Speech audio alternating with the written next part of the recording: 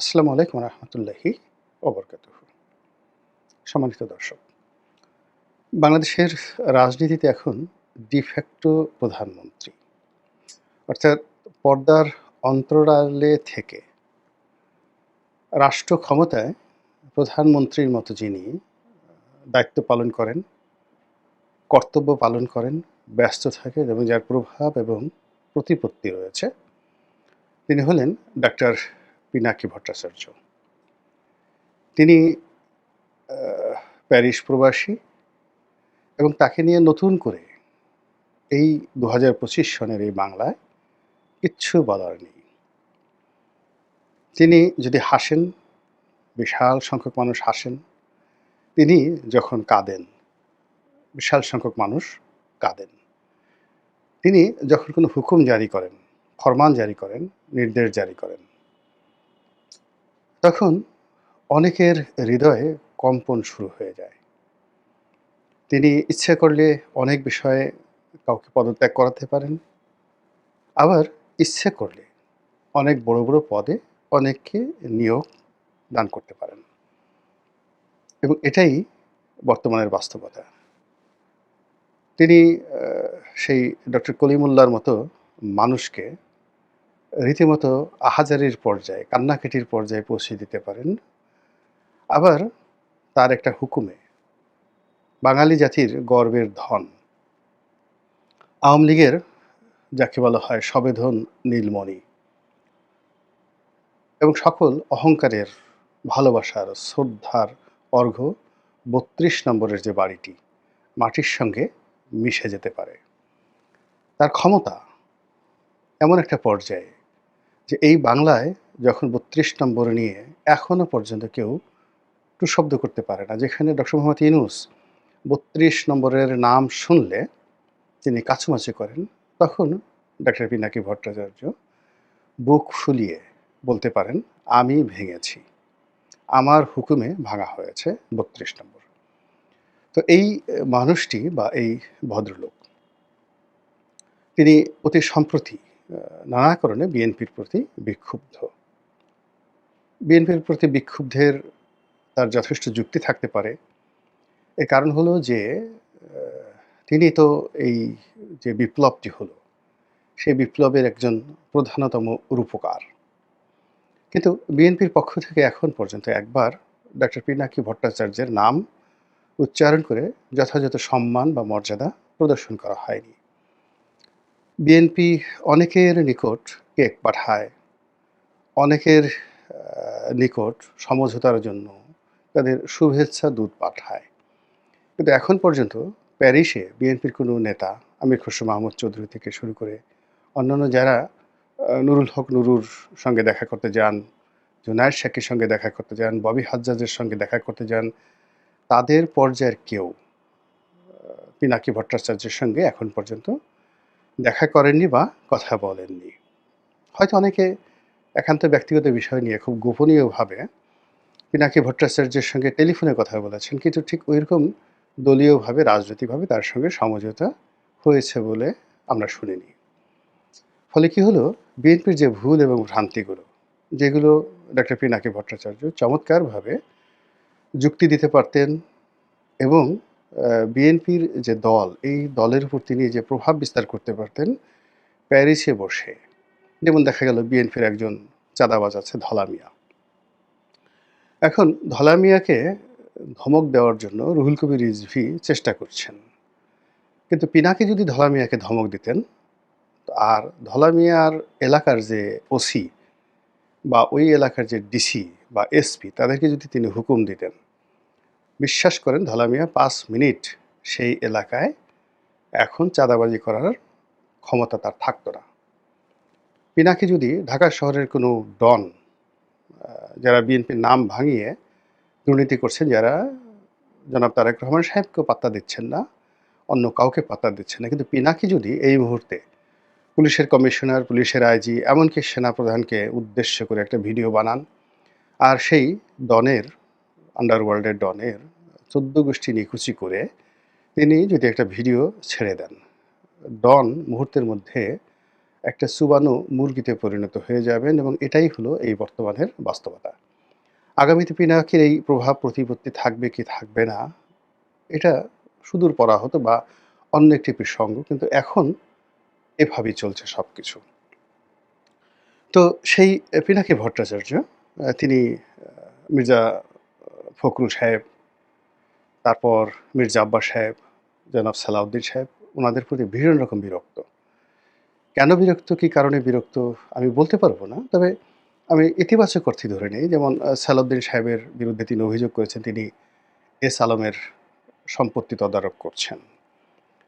তারপর তিনি আরেকজন বিএনপি নেতা সে বরকতুল্লাহ ভুলু, তার প্রতি বিরক্ত তিনি ৭১ টেলিভিশন দখল করেছেন।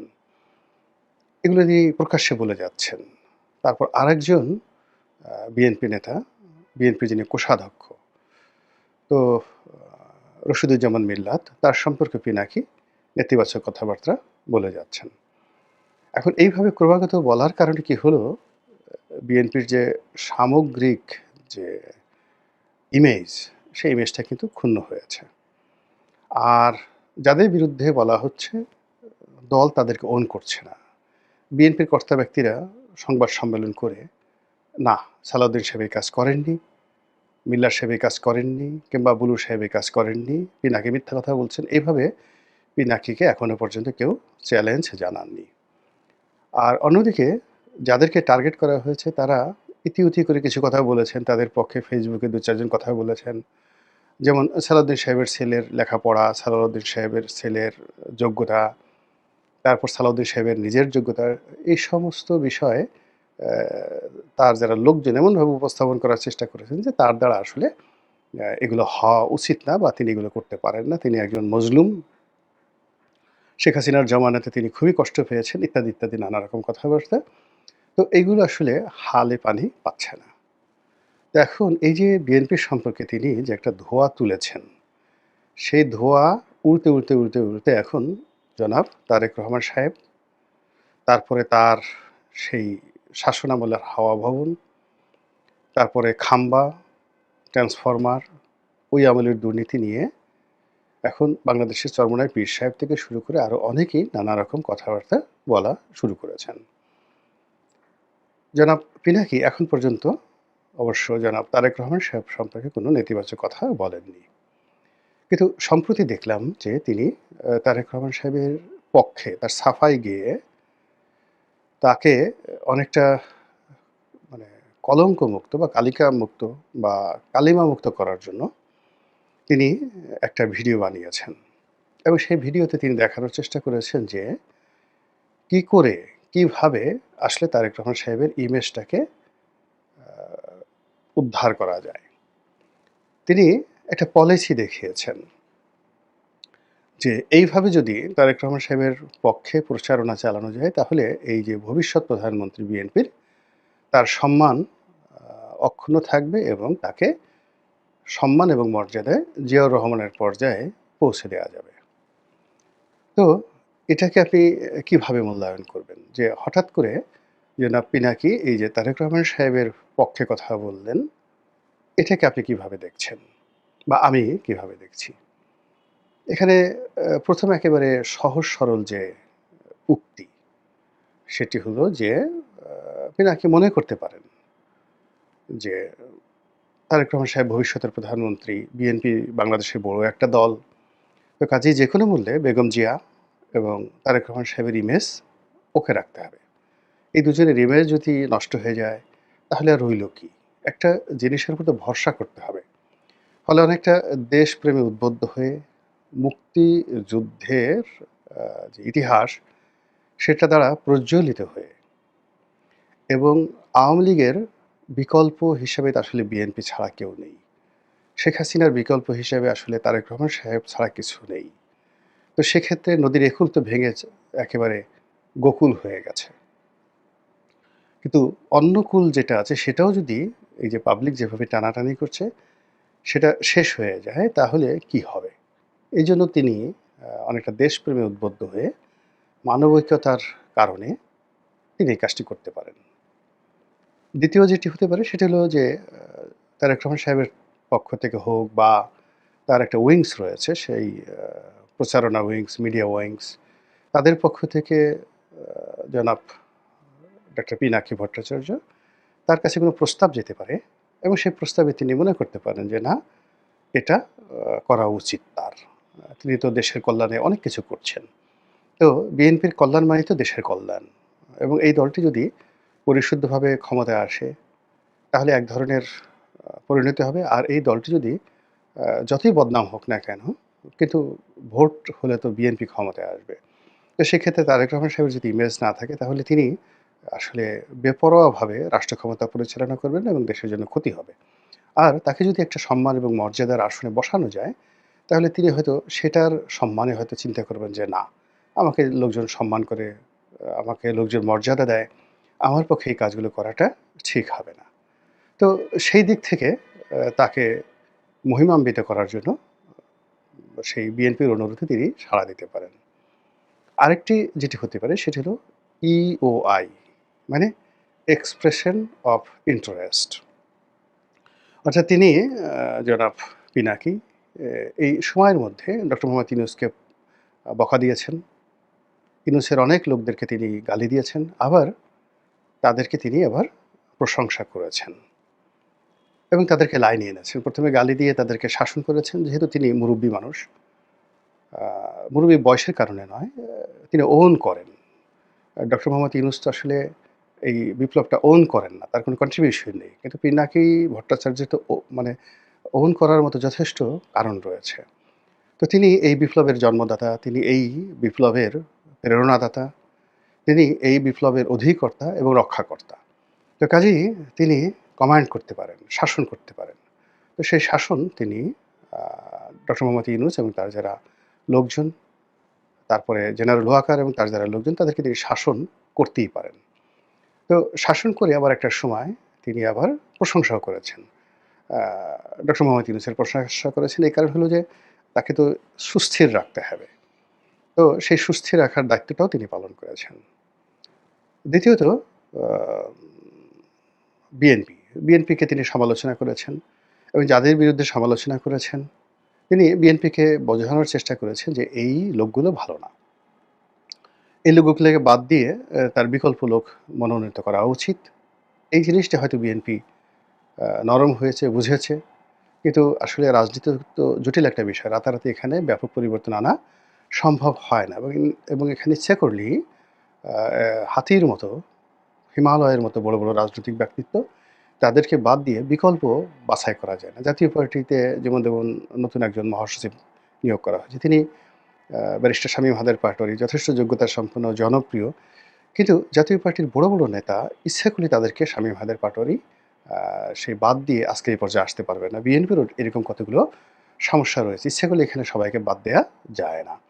তো সেই ক্ষেত্রে বিএনপি হয়তো মনে করেছে যে না, এখানে তারেক রহমান সাহেবের ইমেজ আ বৃদ্ধি করা দরকার, এবং পিনাকি সাহেবও সেটা কিভাবে করতে হয়, কিভাবে করতে হয় সেটার একটা পলিসি তিনি দেখিয়েছেন এক্সপ্রেস অফ ইন্টারেস্ট এর মাধ্যমে, যে আমার আগ্রহ রয়েছে, আপনারা যদি আমার সঙ্গে সমঝোতায় আসেন তাহলে আমি এই বিএনপিকে এইভাবে রক্ষা করতে পারি। তার একটা টেস্ট কেস এই তারেক রহমান সাহেবকে দিয়ে দেখানো হলো। এখন এটা তিনি নিজেও এই কাজ করতে পারেন, অথবা তারেক রহমান সাহেবের যারা আপনজন আছেন, বিএনপির যারা মিডিয়া ব্যক্তিত্ব আছেন, তাদেরকে একটা way, this is the way, এইভাবে নেতার পক্ষে প্রচারণা চালাতে হয়।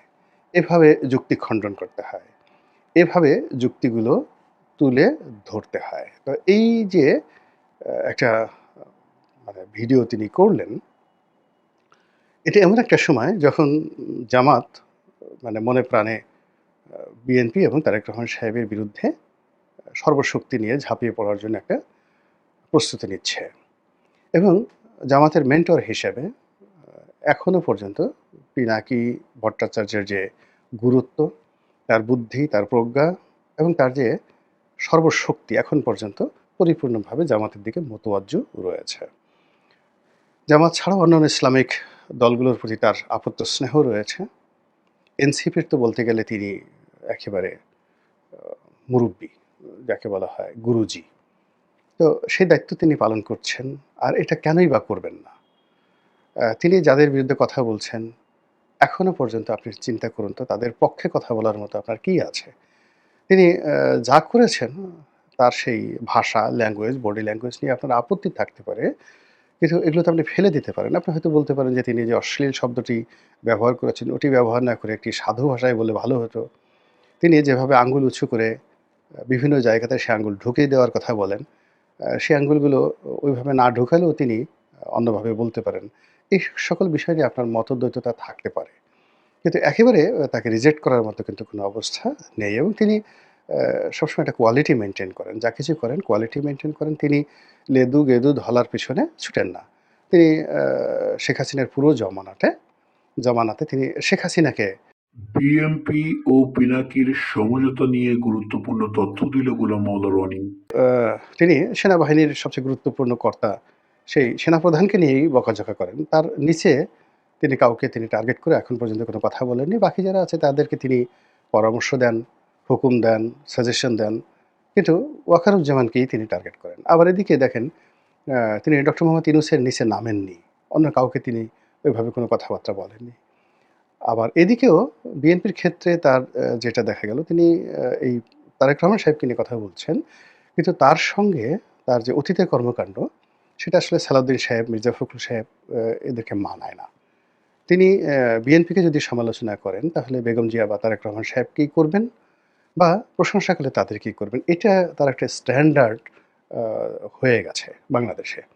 তো সেই দিক থেকে তিনি জামাতের আমির, তারপর জামায়াত ইসলামী, এনসিপির নাহিদ, সার্জিস, তারপরে মানে একেবারে টপ নেতৃত্ব।